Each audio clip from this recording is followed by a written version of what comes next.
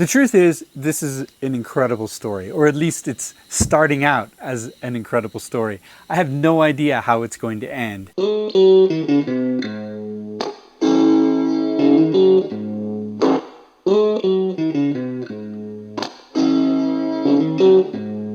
Here's how it started. About a year ago, last August, we decided to come up to this town of Hakuba in Nagano prefecture of Japan. It's a famous ski resort, but I had not even heard of it before because I'm not a skier. We just kind of stumbled on it by accident. We were looking for a place to get away from the city and from the heat. We usually go back to the US, but last year we couldn't go because of the whole COVID pandemic. So we needed to get away somewhere. Obviously, like everybody else, we also needed to get away from all the people and everything else. And the truth is, most of the cities in Japan are really hot in the summer, really hot and really humid, and we just had to get away. So we found a cabin.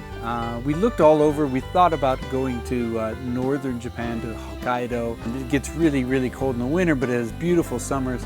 But we just couldn't find a place, at least nothing that was affordable. And then we stumbled on this little cabin in the woods in a small town in northern Nagano. Not actually in this town of Hakuba, but it's in the next town over, so it's very close. We stayed up there for a month and it was amazing because, I mean, every day was beautiful, every day is different. If you've ever lived in the mountains, you know that the weather just changes everything, you know, changes the scenery, changes the look, but everything is beautiful. You know, the rain is beautiful, sun is beautiful, clouds are beautiful. It's really a fantastic thing. I mean, you can really start to appreciate nature. Here we are in this tiny village in northern Japan. It's not famous at all, but it is famous. The town of Hakuba was where the ski events of the 1998 Nagano Olympics were held. And there's a reason for that, because it's this incredibly amazing ski resort, which is completely lost on me since I don't even ski. But I can appreciate the people that it assembles into this small town. What we have here is we have this place that is completely Japanese. It's got beautiful rice fields all over the place. It's got old Japanese architecture. It's got temples. It's got shrines. It's got all of the things that sort of come with being in Japan, including Japanese lifestyle, Japanese food. All of that is here.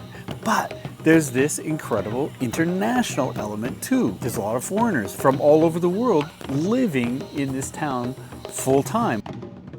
Oh, listen to that. Can you hear that? That's the bell that lets us know that it's 10 a.m. I don't know why we need to know that, but this small town still has small town quality of life things like a chime that chimes out the time. So it's 10 a.m. All of these people from all over the world are living in this tiny little community, and they create such a texture of culture and a texture of life. But they all live really comfortably together, aware and trusting and concern, mutual concern for all parties involved. Fantastic. When we left last August, we were really sad to go. And especially my son, who was crying. You know, I'd never seen him cry when we were leaving the place. The poor guy.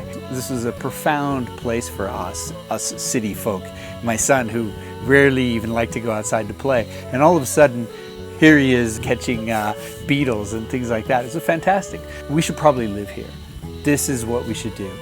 My wife and I both basically work online for the most part, and maybe we can go more or less wherever we want. We decided to look into the possibility. We found a place to rent, and it was just in the nick of time because it was days before school year started. I actually am going to start another channel about life in Hakuba, maybe like a year in Hakuba or something like that. I'm going to refer you over to that. That story will be over there. But anyway, we found a rental place, and we were looking for plots of land around town, and that is a story in itself. I hope you'll stay with me on this journey that we're going to go through to actually go from a place which is just rocks and sand and soil next to a river to hopefully some place that we can actually call home and someplace that we can actually live.